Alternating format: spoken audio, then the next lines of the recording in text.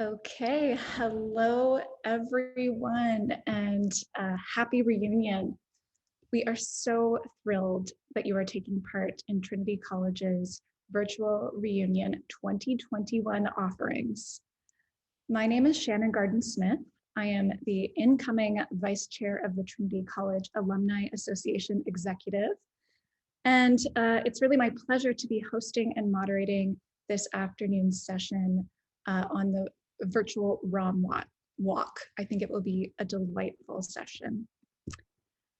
Before we begin, we acknowledge that the land on which Trinity College and the University of Toronto operate is part of the traditional territories of the Huron-Wendat, the Haudenosaunee Confederacy, and the Mississaugas of the Credit, and Anishinaabe people. Land covered by the Dish with One Spoon Wampum Belt Covenant. We acknowledge the stewardship of this land by First Nations, the continuing presence here of Indigenous people from across Turtle Island, and the harm caused by colonialism. We commit ourselves to seeking a new and honorable relationship with the First Peoples of this land. Although we cannot gather in person, of course, at the college for reunion this year, we are really pleased to highlight and showcase the college's very talented community by delivering a mix of engaging, informative virtual events this week. And before jumping into our presentation today, I would like to cover just a few housekeeping items. So we're all quite familiar with Zoom at this point, but to improve your viewing experience today, please do select speaker view versus gallery view, which is located on the top right corner of your Zoom screen. Right now, we've muted everyone for the purpose of the presentation. And following this presentation, we will have some time for a few audience questions. If you have a question, please do submit it through the Zoom chat. We will try to answer as many as possible. I know it's going to be an engaging presentation, so there will be many questions. And lastly, this event will be recorded and it will be available to view at a later date. So now it's my distinct pleasure to tell you about and introduce this afternoon's speakers, Paul Vakulik and Peter Joyce. Peter and Paul volunteer at the Royal Ontario Museum, and they belong to a group that gives neighborhood walks called ROMWalks, a ROM outreach program in place since 1980. These walks focus on history and architecture, and they're given over the summer months. ROMWalks are currently on hold during the pandemic, but we are very lucky today to have this virtual version of the Trinity College Walk, which has also been given at 3 previous Trinity Spring reunions. So Peter is a U of T alum, and Peter, a retired Toronto District School principal, has been a volunteer for 15 years and gives 12 different ROM walks, while Paul, a retired Bell and IBM IT manager, has been a volunteer since 2007 and gives 10 different walks. So a big welcome to Paul and Peter, and I'll hand it off to them.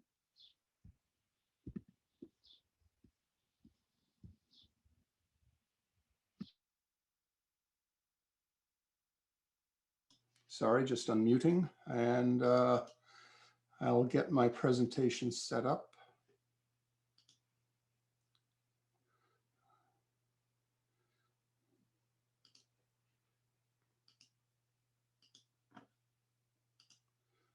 Okay, are we good? Yep. Okay, excellent. There.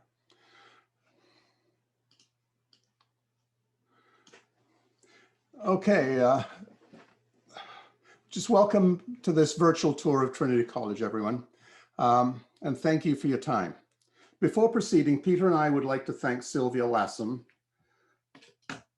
the Rolf Bell archivist, and for all the work that she has helped us with. She has generously helped our research of Trinity over the years. We gratefully thank you, Sylvia. There's much information about Trinity on its website. Furthermore, Sylvia has given a talk on Trinity's architectural history. So Peter and I will try to avoid repetition of both and focus on particular aspects of Trinity College history and architecture. The virtual nature of the tour enables Peter and I to show images hopefully new to you. So let us pause a moment at this bust of John Strachan, the founder of Trinity College, which has evolved from a gleam in his eye into a university that has realized his vision, as engraved in the lower portion of the plinth, to educate men and women who bring honor to their professions and bless society. I also show this slide at the end of the tour with plenty of time to read it. So let's look around. I start the tour by talking about John Strachan as a minister, leader, and educator, then King's College, Trinity's older and late sibling, which Strachan founded, and Trinity College on Queen West. Then on to the current Trinity on Hoskin, where Peter and I will focus on the chapel in Strachan Hall, and I conclude with the main hallway, Seeley Hall, and the quad. Now first, John Strachan. John Strachan was born in Aberdeen in Scotland in a Presbyterian family, the son of a manager of a granite quarry. He was the only family child to be higher educated and became a teacher in Scotland. Strachan always looked to advance himself, and after being ignored for a teaching position in Scotland, he responded to an ad for a teacher to the children of a family in Kingston. He emigrated to Upper Canada in 1799, but with the ambition of a university appointment. Strachan was multifaceted, and I will start his role as an Anglican minister. Disillusioned by teaching prospects in Upper Canada, Strachan switched careers and was ordained in 1803 into the Church of England with a parish in Cornwall. He opened a well-respected church school, created a curriculum, and prepared suitable textbooks.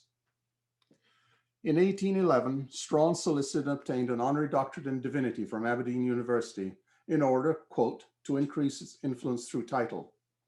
He was appointed rector of the church at the town of York in 1812 and garrison chaplain. York became Toronto in 1834. Strachan was appointed bishop in 1839 when the Anglican Diocese of Toronto was formed. As bishop, he adopted the official name of John Toronto. This was Strachan's church in York, built in 1807 by the soldiers of the garrison. King and church 200 years ago, and now the location of St. James Cathedral. As a leader, Strachan had a very forceful personality. During the War of 1812, he successfully confronted the American General Dearborn to stop the US looting of the town of York and signed the Articles of Truce. As a result of his heroism, he was appointed the Executive Council of Upper Canada and wielded much influence politically, promoting the Anglican and Royalist causes.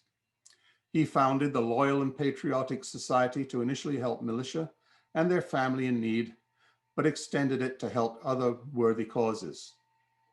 The society helped found what would become the Toronto General Hospital. Strachan saw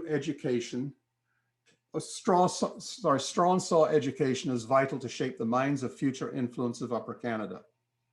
When appointed rector in 1812, he took over the running of the church school.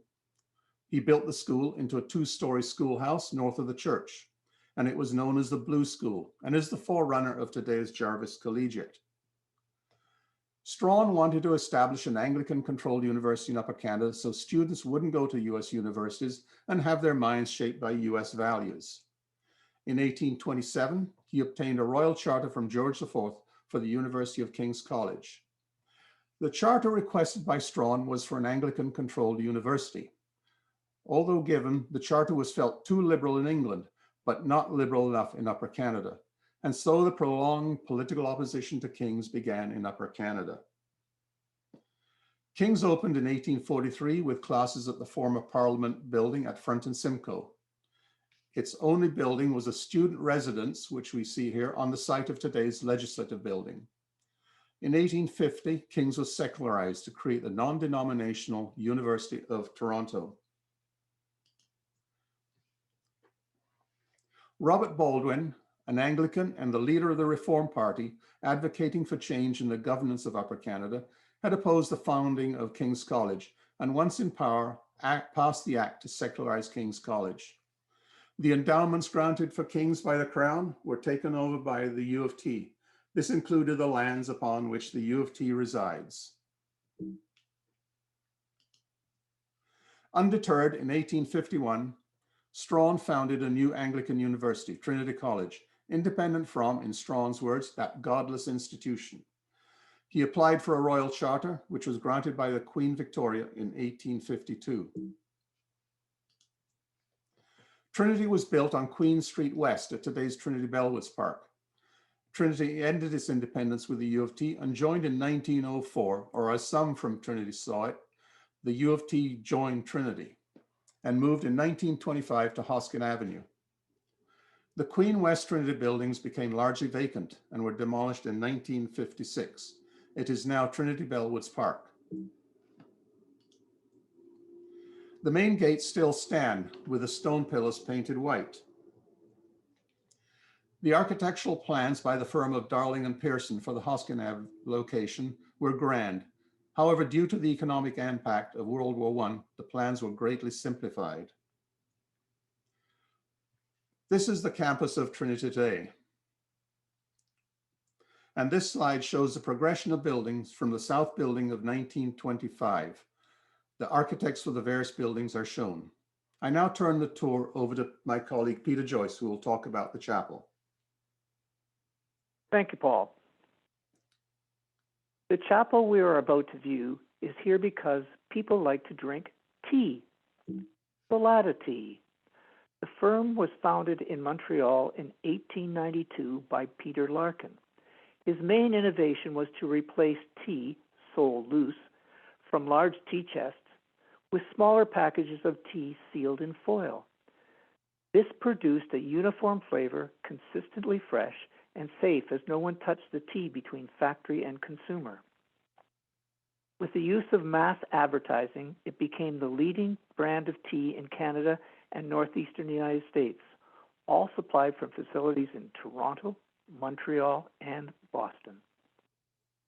Peter's son, Gerald, eventually inherited Salada Tea and used the large profits to support his interests, in our case, Trinity College, including the funding of this chapel in 1955, and orchestrating a group of Toronto artists to assist him with his vision.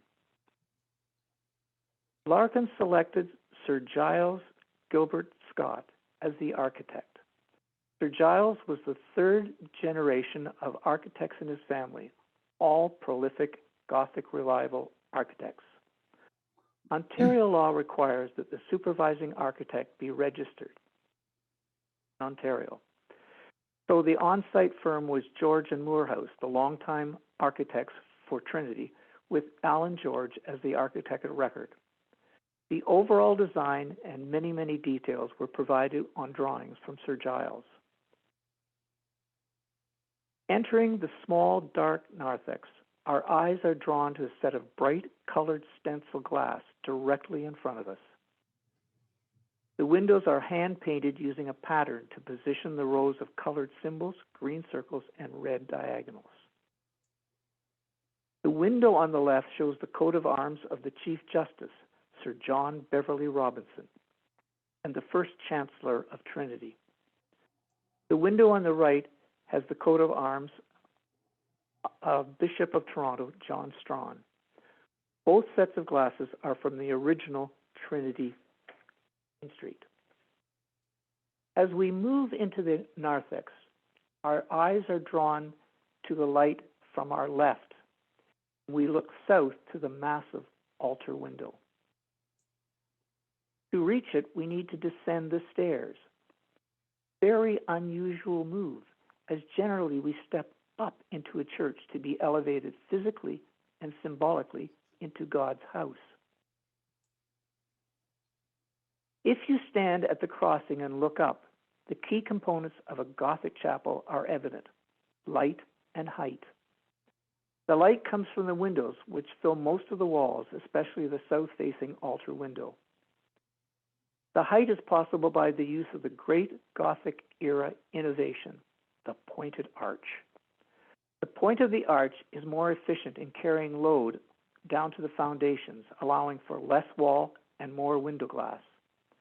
The use of pointed arches combined with cross vaulting and long ribs again allow the roof load to be carried on less wall. The windows in the walls of the nave use leading to form diamond-shaped quarries with plain glazing. Some have patches of yellow. The yellow is produced by painting silver nitrate on the glass and reheating at a lower temperature than the melting point of the underglass. The mixture penetrates the glass, yielding a permanent yellow stain when cooled, thus the term stained glass. Scott's intent was never to replicate a medieval chapel, but to evoke the essence of Gothic. This simple example of stained glass was sufficient to illustrate a key element of the Gothic style. Scott was a master of Gothic revival style. His first major commission was at age 23, when he won a competition to design the Anglican Cathedral in Liverpool in 1903, which occupied part of his time for the next 50 years to his death in 1960. He was also keenly interested in new styles of architecture. One of the best known of his designs was done in 1924. It was the post office telephone kiosk in bright red in an Art Deco style. In 1947, he designed the Bankside Power Station across the Thames from St. Paul's Cathedral in an Art Moderne style. It was later converted to become the Tate Gallery of Modern Art. The building fits its new purpose very well. Sir Giles was opposed to dogma in architecture, especially in the debate between traditionalists and promoters of the international or modernist style. He said that he would be happier about the future of architecture if it had the best ideas of modernism. They had been grafted upon the best of the traditional past. This chapel, completed in 1955, is an outstanding example of this blend of old and new. The austere minimalism of the interior of this chapel would fit into an international style building, yet it is built on a past 700 years old.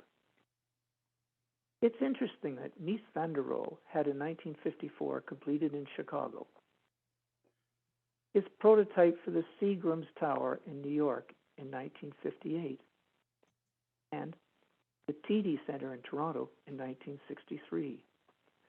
The phrases Rohe used to describe this, less is more, and God is in the details, and there is nothing but details, could equally be used to describe the interior of this chapel. They even used the same materials, travertine marble, glass, and steel girders in the chapel roof. Sir Giles never saw this chapel until he visited Toronto after it was completed. Viewing it, he said he was well satisfied. As we approach the doors to the east porch, look up at the bas-relief carved above the lintel. Noah's Ark was done by Jacobine Jones.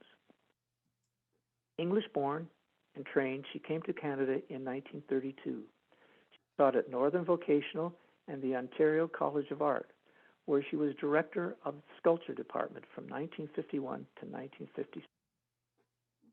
She did many large commissions of public art, including the entrance to Ryerson University, the Toronto General Hospital, and a very large bas-relief in the banking hall of the Bank of Nova Scotia on the corner of King and Bay. Moving to the east transept and opening the doors, the interior reveals some small pieces of red and yellow glass and a triptych of angels. The upper one with the green nimbus is playing a psaltery, which is a type of small flat harp like a zither. The lower two angels are holding celestial crown divided in two. They are all made of fragments of window glass from the original 1883 Queen Street Trinity Chapel. These beautiful windows exist as a result of the efforts of Yvonne Williams, an outstanding mid-20th century stained glass artist. When the original 1883 chapel was torn down by the city to create Trinity Bellwoods Park, Williams saved fragments of the old glass. He rearranged them when this chapel was built in 1955. The work here is reminiscent of the soft, delicate tones used by English pre-Raphaelite artists such as Ford Madox Brown or Edward Burne-Jones for Morris and Company. But in fact, it is the work of skilled craftsmen from the McCausland Glass Company in Toronto, which is still in business to this day. These angels were inspired by paintings from 15th century Venice. But if you look carefully at the faces with long, firm jawlines, small mouth, large nose, and almost almond eyes, they also show the Byzantine influence on the. As we turn to leave, look up at the carving by Jacobine Jones, God of the Universe, above the lintel door. Approaching the apse window, we see again the expression of the essence of Gothic by Sir Giles with the use of clear glass in geometric patterns. With small touches of color, symbolic of the evangelist near the top. This reflects the period in the history of medieval window glass when groups like the Cistercians objected to the use of graven images. They instead used griselle in decorative leaded glass of floral paintings or geometric designs, as in this example from York Minster in the United Kingdom. The chapel windows were designed for Sir Giles by Edward Little Armitage.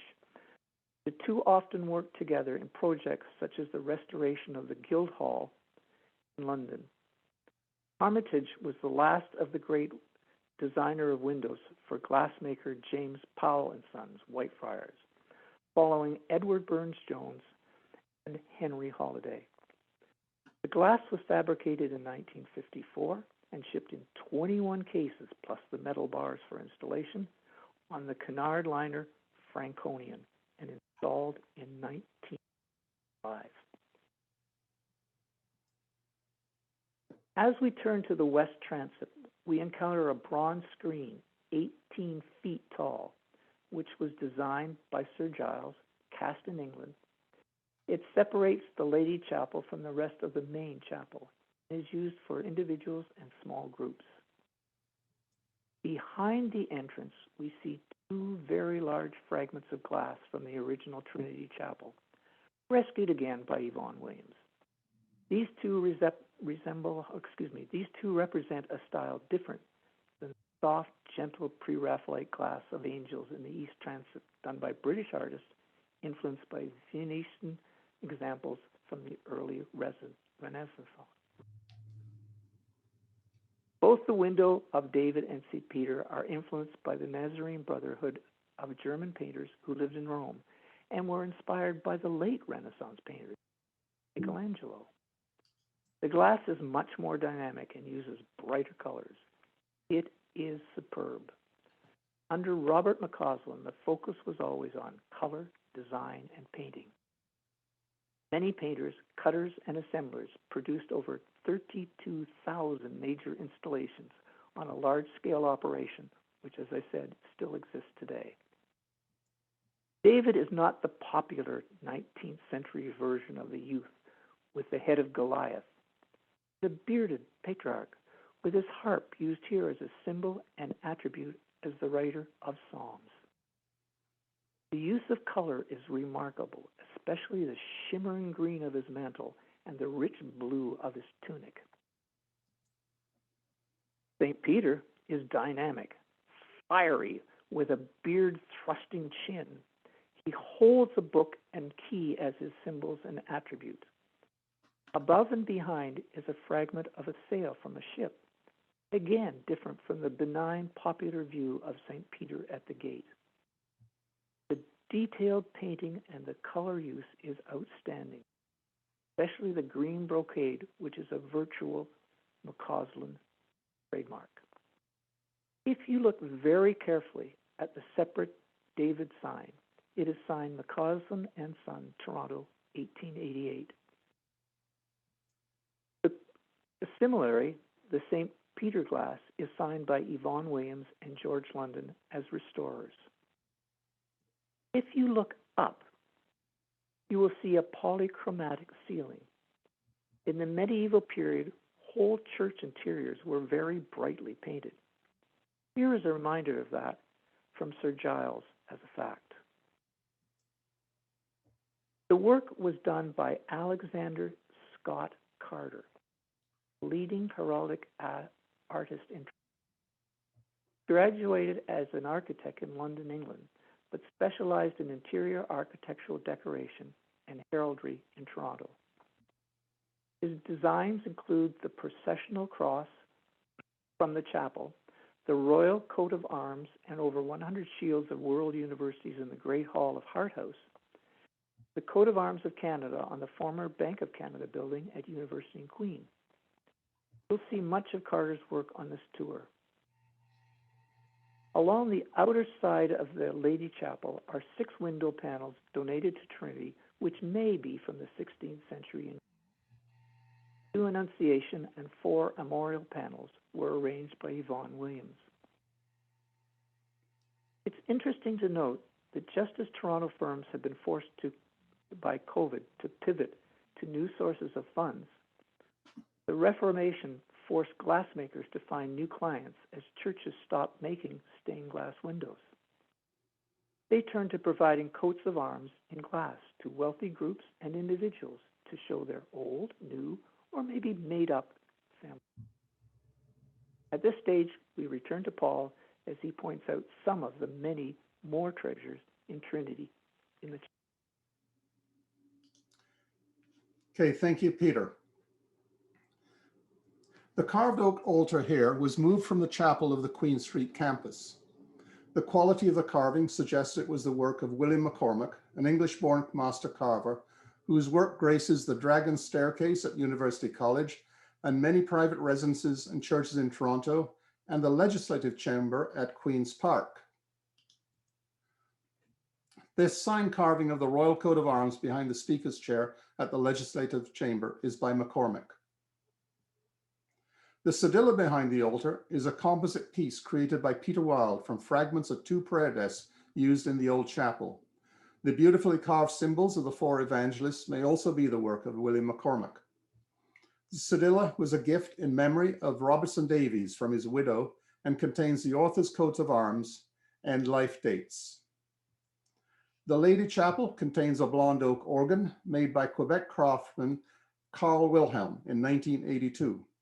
Wilhelm makes organs large and small, which are installed across Canada and in the US. The wooden sculpture depicting the 2 praying angels covering a stone baptismal font is by Jacobine Jones. Across from the Lady Chapel and above the entrance to the east transept is a hanging of the college coat of arms created by Anna Clark, wife of Archbishop Howard Clark, Chancellor of Trinity College from 1971 to 1982. In front of the apse window is an elaborately carved reredos designed by Sir Giles, constructed of the Indiana limestone used throughout the interior. The reredos contains a gilded and painted alabaster triptych by the English sculptor Albert Stafford from a design by Sir Giles Gilbert Scott. Alabaster is a soft material to carve and has a snow-white finish. It has been used for centuries solely for indoor carvings, as it is not tolerant to moisture. This triptych is an afterthought and was added after the chapel was completed. The story that we heard from Divinity alumni is that Divinity students would add a cross to the center niche, it would be removed, and so on until the students glued it in place. So the call went out for a solution, and so Giles submitted his design. The main altar was created by Toronto artist Gordon Peterin, the gift of the class of 1944 in memory of those who died in World War II. The altar is made of quarter-sawn oak on which are mounted 6 cast bronze panels. The top altar stone is inscribed with the first 2 lines of High Flight, a poem by John Gillespie McGee, who flew with the RCAF. The altar stone is supported by other bronze motifs evocative of the 3 persons of the Trinity. The basic surface shape of the altar echoes the Gothic arches of the chapel. A rectangular slab rests on top. Above the narthex is the choir loft, which contains a 2-manual organ made by Cassavant Frere, Canada's oldest firm of organ builders. The organ was installed with consultation by the eminent musicians Dr. Healy Willan and Sir Ernest Macmillan. John Tuttle is organist and choirmaster of Trinity College Chapel, where he trains the Trinity Chapel Choir and works with the Bevan Organ Scholar. A recent Bevan Scholar alumnus, Rachel Mahan, became the first female organ scholar at St. Paul's Cathedral, London.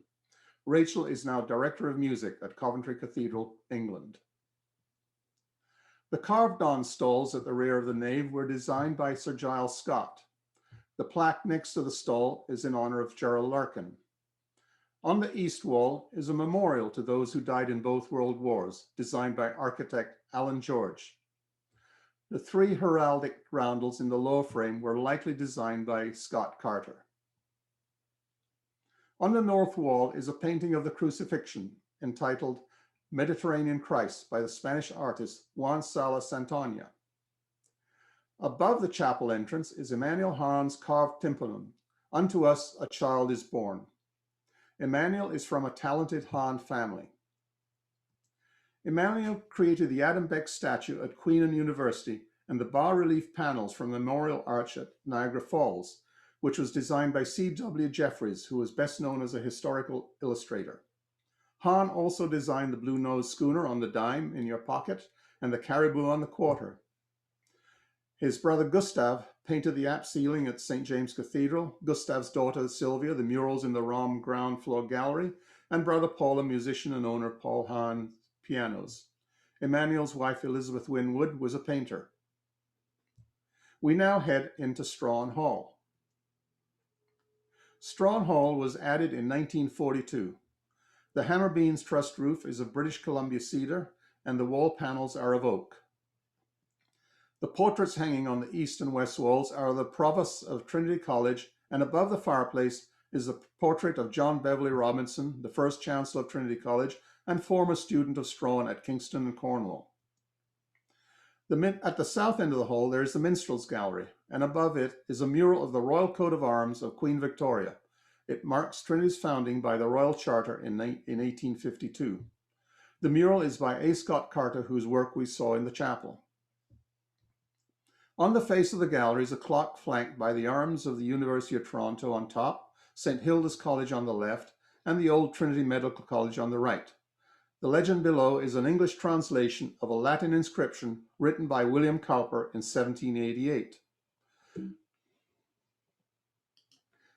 The poem is inscribed on a wall clock commissioned by George III and Queen Charlotte, and which is held at Windsor Castle. The inscription on the clock uses the full Latin text of the poem with the extra line, "Waiting to seize it, vigilantly wait."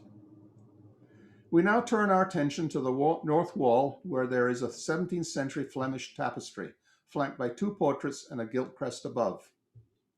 The portraits on either side of the tapestry are left, the Reverend George Whitaker, first Provost of Trinity College and Professor of Divinity, and right, Bishop Strahan.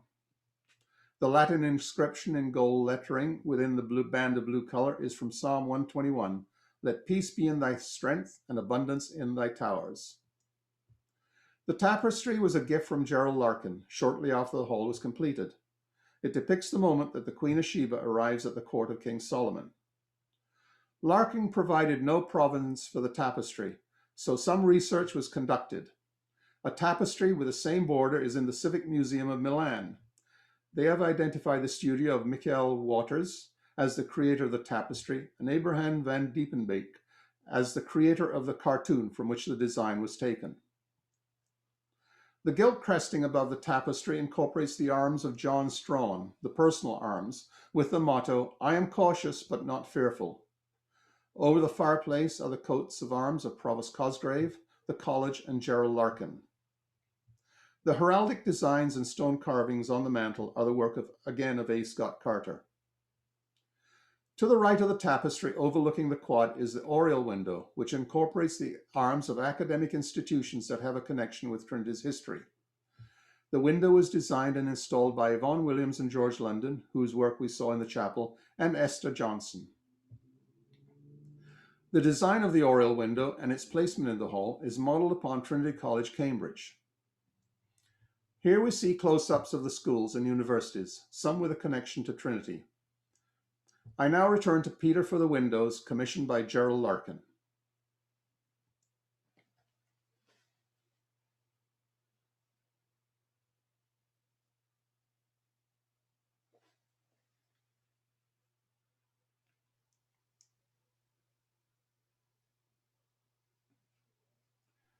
Okay, I think we may have Paul. lost people. Yep, we have lost Paul, but he will be rejoining us shortly. Okay, I'll read what I can from here. Most of the east wall of Strawn Hall is dominated by a set of 5 hand-blown and leaded glass windows. Each is composed of many small squares of glass. If you look very careful at one, it'll reveal air bubbles and striations of glass of uneven thickness. Each of these imperfections acts as a prism, causing the light to dance as you view it. Many of the squares are painted with a matte finish of different colors in an abstract pattern. Some squares have triangles of red flash glass, while others clear blue pot glass, as well as yellow stained glass we discussed in the chapel.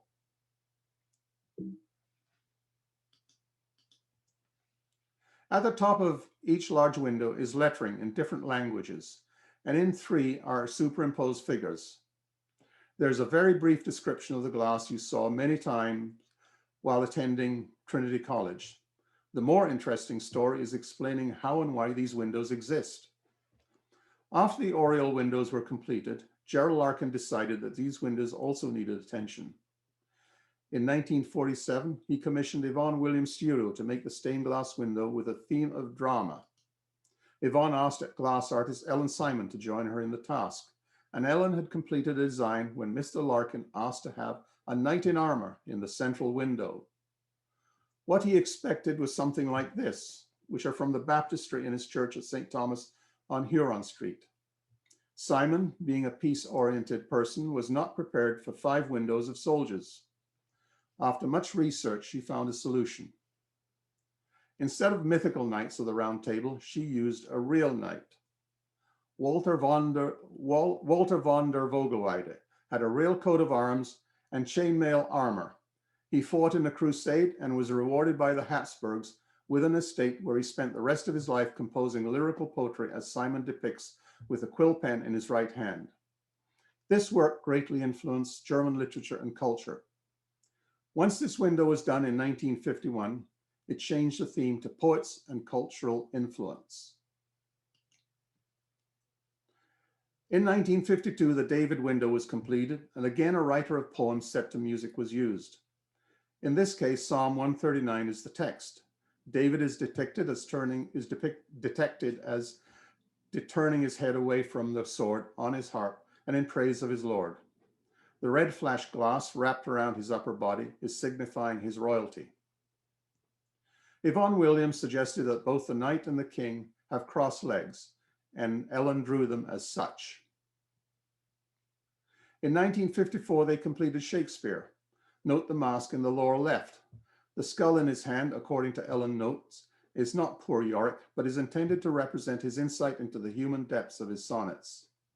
By this time, Larkin had lost interest in Strawn Hall and was focused on creating the chapel. He never returned to the last 2 windows, Sophocles and Petrarch, so Williams and Simon finished the background glass and left. We do know, however, that they had cartoons for both. In contrast to the large-scale work of McCausland, Yvonne Williams' studio consisted of 3 people: Yvonne, one other artist, in this case Ellen Simon, and George London, master craftsman who did the glazing. This small group gave total control from start to finish because they did all the design and the labor needed. Although Simon and Williams are very serious about these windows, sometimes it's just whimsy, like the crossed legs and the fact that Ellen chose Petrarch because he is the first person who wrote about climbing a mountain just for the joy of it. In her last correspondence with Trinity in 1999 at age 88, Ellen Simon wrote that she still hoped the last 2 windows would be completed based on her drawings. This is not just a set of 5 poets, but 7, and the last 2 being Yvonne Williams and Ellen Simon, 2 giants of the mid-20th century glass in Toronto. Just like poets and songwriters who use a few words to present a condensed expression of understanding, glass artists use visual symbols in a condensed fashion to express the understanding and emotion. This set of windows are true examples of the treasures of Trinity. We now enter the main hallway. This shows the entrance hallway and corridor when Trinity was opened up in 1925. Note the corbel carvings, which we now see in close-up with others. On the right, we see the 4 corbel carvings in the entranceway leading to the quad. They are of a philosopher, student, lawyer, and poet. On the left is the door opening to the quad with carvings of the signs of the zodiac. No documentation exists on why the zodiac. These corbel carvings are the work of Charles Adamson. Adamson's public work include the Sons of England War Memorial at University on Elm and the sculptures on the Tower of Whitney Block at Queen's Park. Along the corridor are further corbels by Adamson. In the west corridor leading to the Student Center are corbels of wildlife. In the east corridor leading to the Provost Office are corbels of sport. Now on to Seeley Hall, where we head up the stairs from the entrance hall. Seeley Hall is named after Provost Seeley, who died in 1957 while in office. It was intended as a library, but was used as a chapel. At the far end is the old altar we saw in the Lady Chapel, and the folded curtains would be drawn across in front of the altar so the hall could be used for secular functions. This map shows the portraits that hang in Seeley Hall, painted by leading artists. For instance, Sir Edmund Wiley Greer and Cleve Horne painted numerous portraits of politicians, corporate leaders, and other notable contemporaries. The portraits of Victoria and Albert are copies of an original by Franz Winterhalter, who painted royalty and society. And so into the quad. I'll focus on the heraldic designs contained on the doors and roofs of the quad buildings. High above the dormers on Cosgrove and Seager House, and over the doorways of Owen and Cosgrave House, are metal sculptures of symbols representing Trinity individuals and societies. They are by Harold Stacey, a leading metal and silversmith, who created works from domestic to jewelry and accessories to ecclesiastical. In the latter instance, he collaborated with Scott Carter to make the processional cross for Trinity College Chapel, to which Larkin declared, "It is very beautiful and something of which the college will always be proud." We saw Carter's drawings of the cross earlier. Stacey also made the chapel's chalice and paten. A sculpture is missing from the roof. The Episcopon skull and keys went missing mysteriously in 1960. It represented a once respected but now banned student group. Hopefully it still exists, to be found and returned, but we can still see it. Here it is in the hands of Vicar's Head's Harold Stacey's assistant, who looks pleased with the work, possibly admiring the anatomically correct teeth as he used a trained denturist.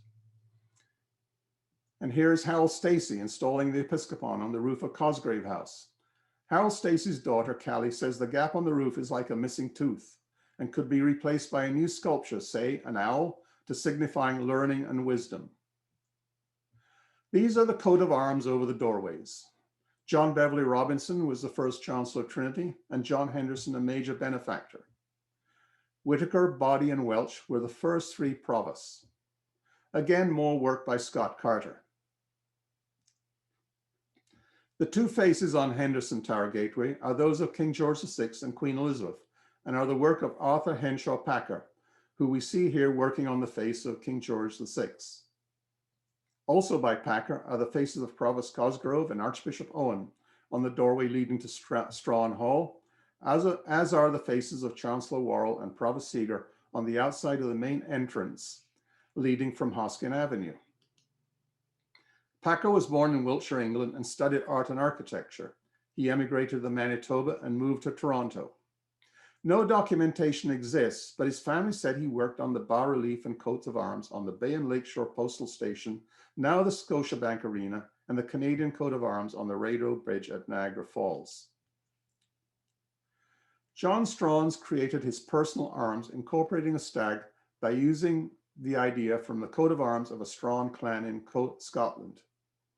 He created his bishop's arms by impaling his personal arms with those of the Anglican Diocese of Toronto, in other words, putting them side by side in that crest. He used a similar coat of arms for both King's College and Trinity College, which have stood the test of time.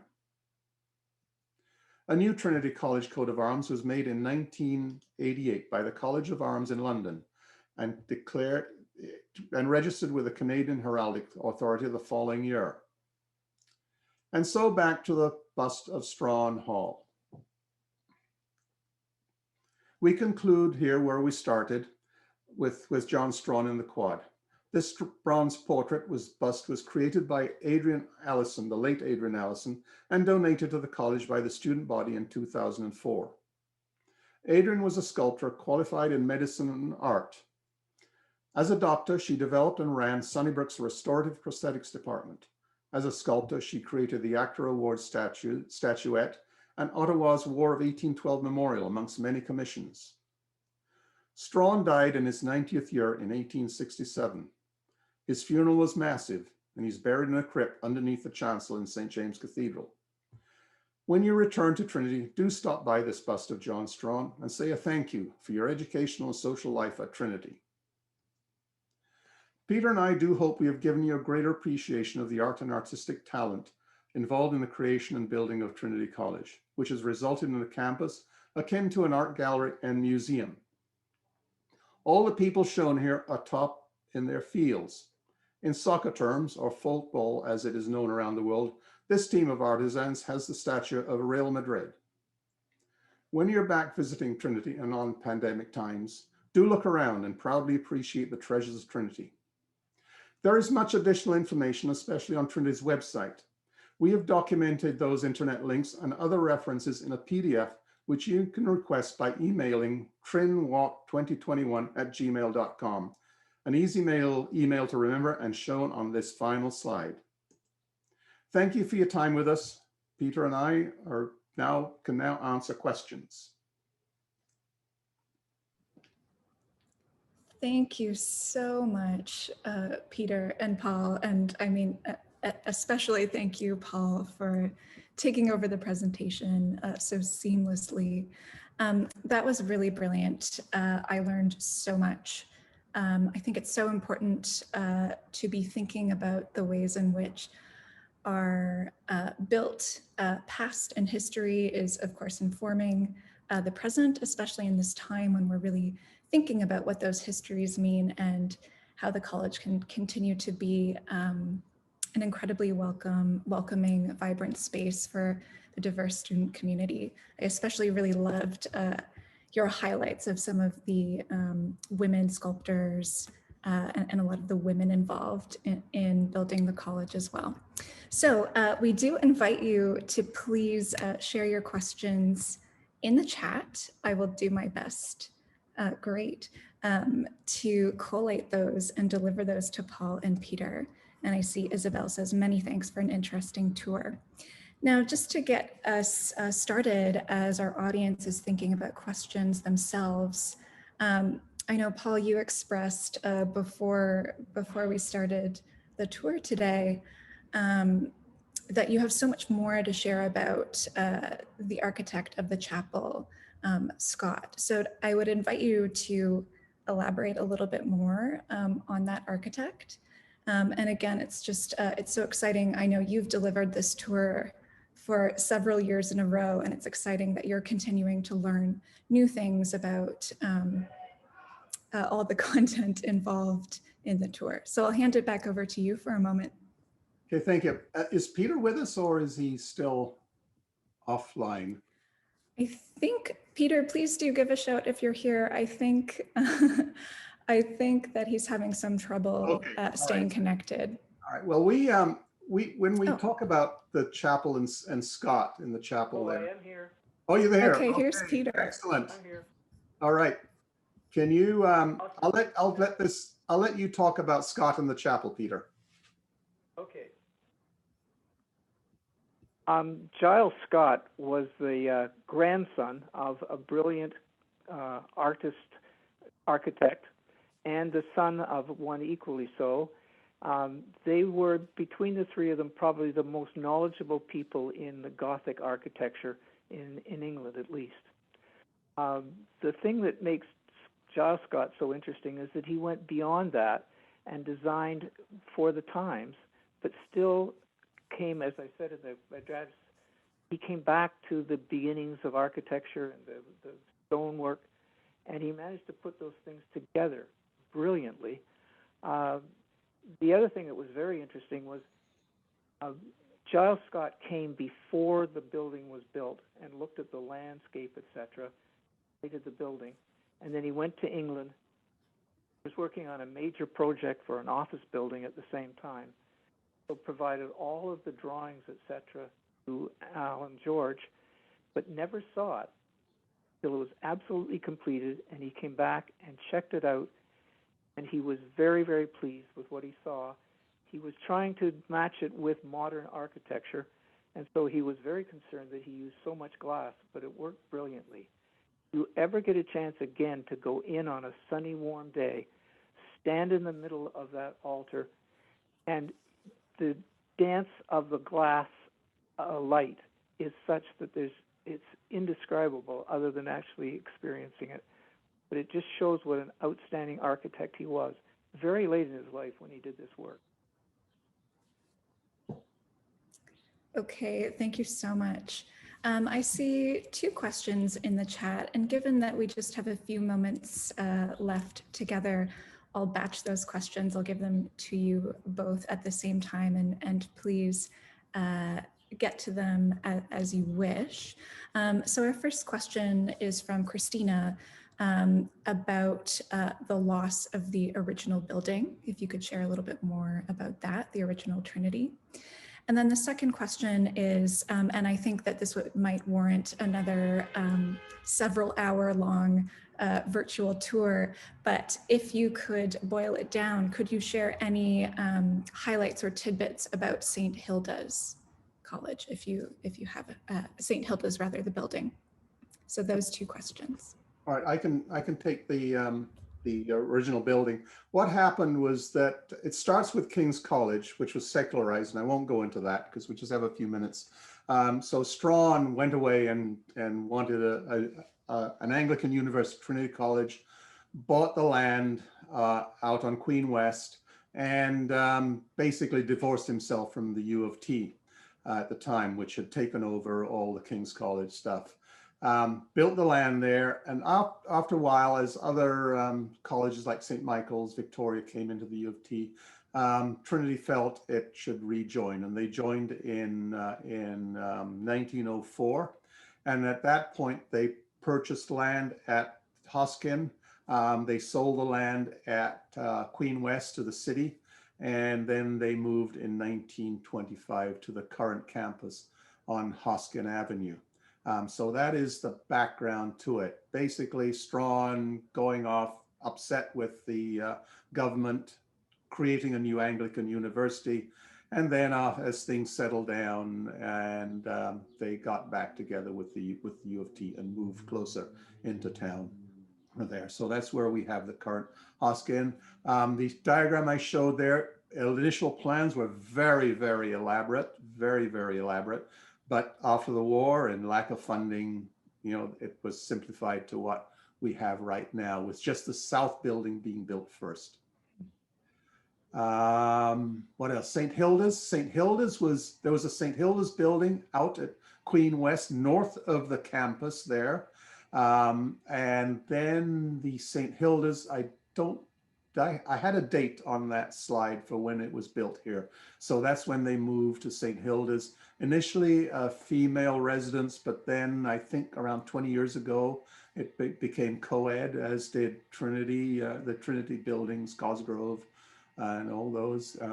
So I think that's a bit of background to St. Hilda's there.